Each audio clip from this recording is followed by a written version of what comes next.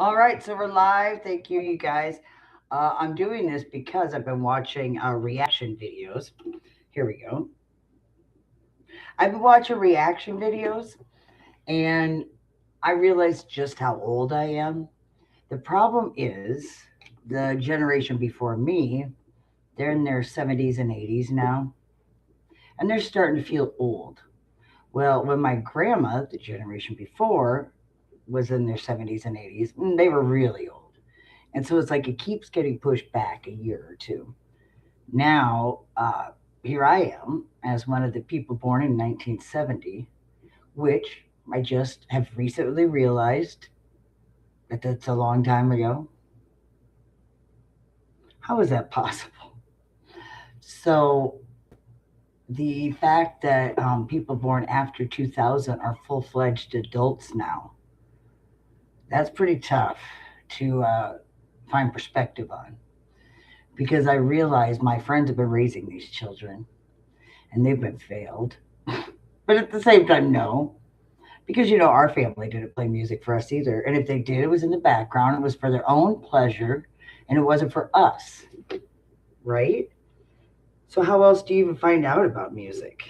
Well, friends, radio, whatever the new technology is, good packaging.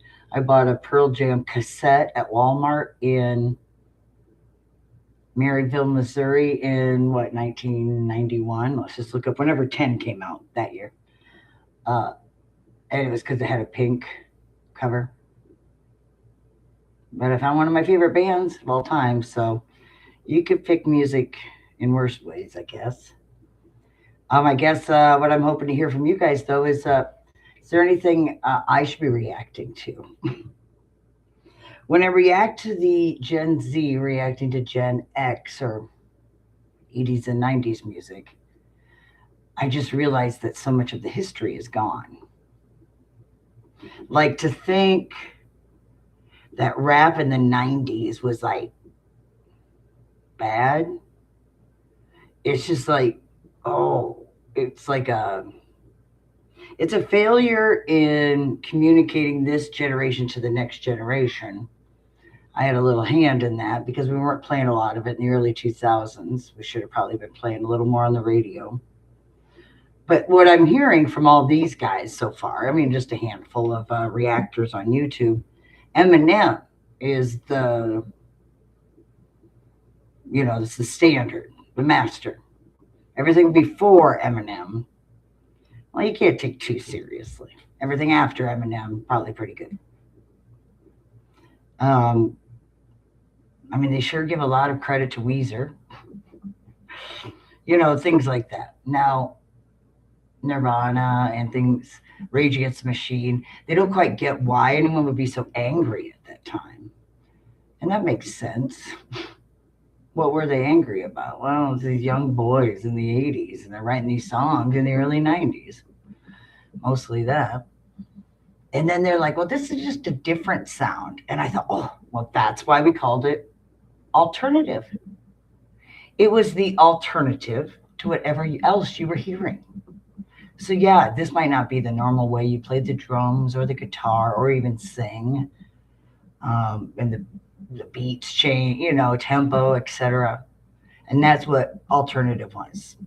It finally had its breakout moment and had a format on the radio station. A few of them anyway. If you can make some money, that's the only reason a format exists anyway, is to get you to listen so we can put advertising on, right? Well, if you look at the concept of YouTube or Spotify, etc., that's what that is based around. And I also didn't realize just how rare my memories are for this new generation. To think that if I try to describe to you that I went to a concert and stood in line so I could be one of the first people inside to buy a ticket. I mean, I don't know. There's some stories like that. Anyway, I kind of enjoyed this. I think we did all right. At least I did something. And I recorded it here. I'm thinking, well, if one audio is bad, I can just pop this one up, right? So thanks. That's the first podcast, or the 87th.